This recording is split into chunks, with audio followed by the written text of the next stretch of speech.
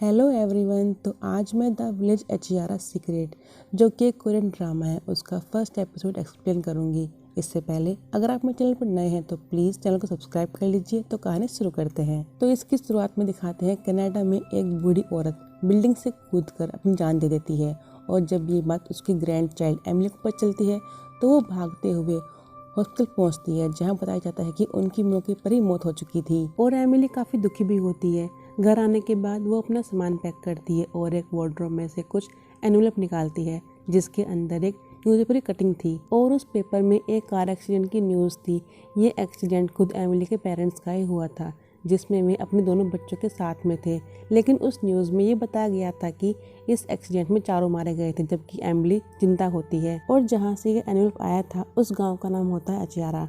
अब यहाँ पे 2 साल पहले की स्टोरी दिखाते हैं। अचियारा गांव में 2 साल पहले एक लड़की आई थी जिसका नाम गायोंग होता है। और उसी दिन यहाँ पे जी सुक यून की आर्ट एग्जीबिशन होती है जिसमें गायोंग भी आती है। सभी जी सुक यून के काम की बहुत तारीफ करते हैं, यहाँ तक कि उसके हस्बैंड भी। उन्हें भी यकीन नहीं होता कि उनकी वाइफ इतना बेहतरीन काम करती होगी। वहाँ पर कुछ सियोल न्यूज़ के आर्ट समीक्षक भी आ रखे थे जो स्पेशली जो सुक यून का इंटरव्यू लेने के लिए आए हुए थे, और वे लोग उसके बारे में आर्टिकल भी लिखने वाले थे। अब जी सुक यून का हस्बैंड तो काफ़ी ज़्यादा खुश होता है ये जानकर कि उसकी वाइफ पॉपुलर हो जाएगी, क्योंकि अचारा एक छोटा सा गांव होता है और उसमें रहने वाला कोई भी इंसान अगर फेमस होता है तो उसके लिए एक बहुत बड़ी गर्व की बात होती है। जब कुछ लेडीज जी सुक यून को बधाई देती हैं तभी गायोंग एक एनवलप उसके हाथ में देती है, लेकिन जी सुक यून उसका फेस नहीं देख पाती। जब वो उसे खोलती है तो उसमें गायोंग और जी सुक यून के हस्बैंड की पर्सनल फ़ोटोज़ होती हैं, उनकी गले मिलने की, किस करने की, बेड पर जाने की। काफ़ी सारी ऐसी पिक्चर्स होती हैं, काफ़ी सारी ऐसी पिक्स होती हैं जिन्हें देखकर कोई भी समझ जाएगा कि उनके बीच में फिजिकल रिलेशन बना था। गायों को देखकर भी ऐसा लग रहा था जैसे उसने जानबूझकर ये सारे पिक्स लेने को कहा हो। उन सभी पिक्स को देखकर जी सुक यून को बहुत बड़ा शौक लगता है और वो काफ़ी ज़्यादा दुखी भी होती है। अब आगे इसमें दिखाते हैं कि गायों इनकी ही बेटी जिसका नाम यूना होता है उसे आर्ट सिखाती है और वो काफ़ी अच्छा आर्ट करती भी है। जब वहाँ पे यूना की मॉम स्पेशली गायों से मिलने आती है, जाहिर सी बात है जिस औरत का रिश्ता उसके हस्बैंड से होगा तो वो ये बात बर्दाश्त नहीं कर पाएगी, इसलिए जी सुक यून उससे मिलने आई थी और वो अपनी बेटी को बाहर भेजकर उसको थप्पड़ मारती है। लेकिन जैसे गायों को तो कोई फ़र्क ही नहीं पड़ता। अब दोनों में काफ़ी लड़ाई होती है और ये सब यूना बाहर से देखती रहती है। अब कहानी जाती है प्रेजेंट में, जहाँ एमिली पूरे 23 साल बाद कोरिया आई थी, जहाँ उसे मरा हुआ मान लिया गया था और उसे लगता है कि अचारा एक रहस्यमय जगह है। यहाँ वो अपनी फैमिली की फ़ोटो के सामने बताती है कि अचारा गांव के गैंडवांडो स्कूल में एज ए इंग्लिश टीचर उसकी जॉब लग गई है और उसे अचारा गांव की तरफ से ही वही एनवलप भेजा गया था जिसमें वो कार एक्सीडेंट की न्यूज़ थी, लेकिन उसकी दादी ने वो एनवलप छुपा दिया था। अब उन्होंने ऐसा क्यों किया था ये तो वह जानती होंगी। तो अब फाइनली एमिली निकल जाती है अचियारा गांव के लिए। जिस बस में वो होती है उसमें न्यूज़ में बताया जा रहा है कि एक सीरियल किलर जो हर वेडनेसडे को जिस दिन बारिश हो रही होती है उसका सहारा लेकर लड़कियों का मर्डर करता है और उसने अब तक 5 या 6 गर्ल्स को मार दिया था। और इत्तेफाक ये होता है कि आज भी वेडनेसडे होता है और बारिश हो रही होती है, यहाँ तक कि उस बस में एमिली के अलावा सिर्फ एक लड़का होता है, जिस वजह से उसको डर लगने लगता है। और जब थोड़ी देर बाद वो अचियारा के स्टॉप पर उतरती है वही लड़का भी वहीं उतर जाता है और एमिली का पीछा करना शुरू कर देता है, जिससे वो काफ़ी डर भी जाती है और भागना शुरू कर देती है। जब उसे लगता है कोई उसके पीछे है तो वो उस पर हमला करने वाली होती है, लेकिन उसके पीछे एक लड़की होती है जो उसे अपने केमिस्ट शॉप पे ले जाती है ताकि वो रिलैक्स फील कर सके। वो उसको देखकर पहचान जाती है कि एमिली यहाँ के स्कूल की नई टीचर है। दरअसल बात ये होती है कि अचियारा बहुत छोटा गांव होता है, जिस वजह से वहाँ पे बातें बहुत जल्दी फैल जाती हैं और किसी भी अजनबी को पहचान लिया जाता है। उसके बाद एमिली वहाँ से निकलकर अपने हॉस्टल पहुँचती है, जहाँ पे उसको रूम प्रोवाइड किया गया था। और जो लेडी उस रूम में पहले रहा करती थी उसने उस रूम को काफ़ी अच्छे से डेकोरेट किया हुआ था, जिससे एमिली भी उसकी डेकोरेशन देखने मना कर देती है। जब उसे लगता है कि किसी की परछाई गेट से होकर गुजरती है तो वो तुरंत गेट बंद करने के लिए जाती है, लेकिन उससे पहले ही एमिली की नेबर उससे मिलने पहुंच जाती है और वो उसको बताती है कि इस रूम में जो लड़की रहा करती थी वो भी बहुत सुंदर थी, लेकिन एक दिन वो अचानक से गायब हो गई। इसलिए वो एमिली से कहती हैं कि तुम भी उसकी तरह अचानक गायब मत हो जाना और यहाँ लंबे समय तक रहना। नेक्स्ट डे एमिली अपने स्कूल पहुँचती है जहाँ के प्रिंसिपल उसे सबसे इंट्रोड्यूस करवाते हैं और सबको उनसे इंग्लिश सीखने के लिए भी कहते हैं, फिर चाहे उनमें दूसरे टीचर ही क्यों ना हो, ताकि वे सब भी ग्लोबल लीडर बन सकें। सबसे मिलवाने के बाद प्रिंसिपल कॉरिडोर से जा रहे आर्ट टीचर सैम से एमिली को मिलवाते हैं, लेकिन वो उसे देखकर काफ़ी रूड होता है और बिना कुछ कहे वहाँ से निकल जाता है। इसके बाद एमिली अचियारा गांव के एक ऑफिस में अपने पेरेंट्स के बारे में पता करना चाहती है, क्योंकि उसके पास कोरिया या फिर उसके पेरेंट्स का कोई भी रजिस्ट्रेशन नंबर नहीं होता। इसलिए एमिली अपने बारे में कुछ भी नहीं जान पाती और जो रिलेटिव उसके अचियारा में रहते होंगे उनके बारे में भी उसे कोई जानकारी नहीं मिलती। जब वो वहाँ से जाने वाली होती है तब उसे वही आवाज़ सुनाई पड़ती है जो उसे बस में आने के बाद वो लड़का पीछा करता है और वो कुछ ओपन अप करता रहता है, लेकिन एमिली को वो लड़का कहीं भी दिखाई नहीं देता। अब अगले सीन में दिखाते हैं कि जी सुक्यून हॉस्टल में अपना अल्ट्रासाउंड कराने पहुँचती है, जहाँ उसे पता चलता है कि उसकी दोनों ओवरीज बिल्कुल सही हैं।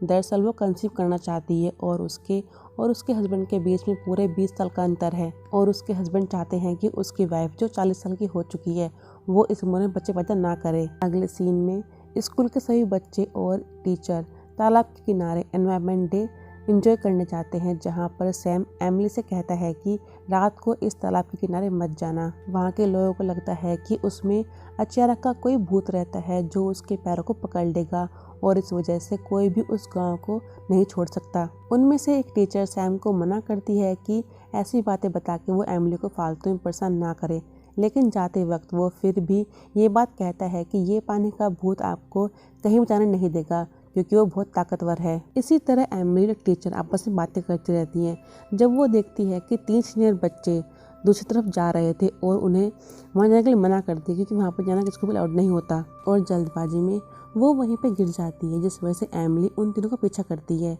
कुछ दूर पहुंचने पर वहाँ की हवाओं में सरसराहट की आवाज़ सुनाई पड़ती है, जैसे वहाँ की हवा कुछ अलग हो।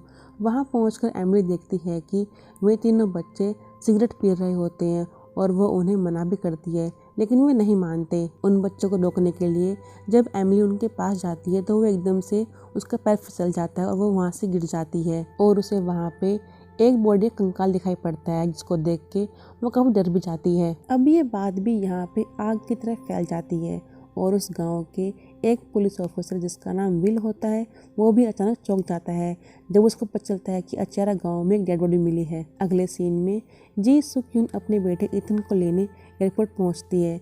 वो पूरे 2 साल बाद गांव में आता है। इथन को देखकर ऐसा लगता है कि वो काफ़ी समझदार लड़का हो और वो अपनी मॉम की काफ़ी फिक्र भी करता है, क्योंकि उसे भी अपने डैड के बारे में मालूम था कि वे औरतों के शौक रखते हैं, लेकिन काफ़ी टाइम से जी सुक्यून के हस्बैंड किसी के साथ भी इन्वॉल्व नहीं थे। अब आगे जहाँ पे वो कंकाल मिला था वहाँ तो ऐसा लग रहा था जैसे कि पूरे गांव के लोग ही इकट्ठा हो गए हों और पुलिस फोर्स भी काफ़ी ज़्यादा आ रखी थी और वहाँ पे फोरेंसिक वाले पहुँच चुके थे। और इसके अलावा एमिली से पूछताछ की जा रही थी क्योंकि उसी ने फर्स्ट टाइम उस कंकाल के हाथ को देखा था। वो पुलिस को बताती है कि उसे ऐसा लगा था जैसे वो उसको अपने पास बुला रहा था। अब यहाँ पे ये दिखाते हैं कि जब एमिली ने उस हाथ को देखा था ऐसा लग रहा था जैसे वो हाथ अपने पास बुलाने के लिए इशारा कर रहा हो। अब अगले सीन में वो एक केमिस्ट वाली लड़की जिसका नाम जूही होता है, उसका बॉयफ्रेंड सैम उससे मिलने के लिए आता है। वो उसको बताता है कि कैसे एक लड़की जो उस गांव में नई है उसे यहाँ आते ही एक लाश मिलती है। क्या ये कोई इत्तेफाक हो सकता है कि इन दोनों में कोई कनेक्शन हो। अब गांव के लोग ये समझ रहे थे कि ये मर्डर भी उस सीरियल किलर ने किया होगा जिसके बारे में सुनने को मिलता रहता है, लेकिन ऑफिसर विल को ऐसा नहीं लगता कि ये काम किस सीरियल किलर का हो सकता है। अब आगे इसमें दिखाते हैं कि ईथन अपनी दादी के साथ में टाइम स्पेंड करता है जब उसकी मॉम उनके लिए कुछ स्नैक्स और कॉफ़ी लेकर आती हैं, लेकिन जी सुक्यून को देखकर उसकी सास बिल्कुल भी खुश नहीं होती, बल्कि वो उसे ताना मारती है कि तुम यहाँ पे उनकी बात सुनने के लिए आई हो, लेकिन वो चुपचाप वहाँ से चली जाती है।